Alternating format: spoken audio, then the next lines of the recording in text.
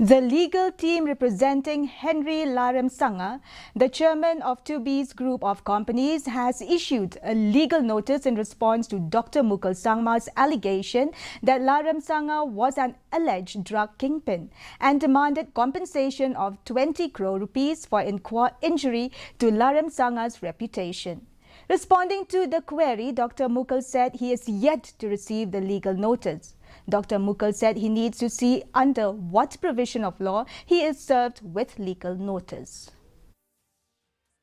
I will see what type of legal notice is given and what are the provisions of law under which he is sending me this notice.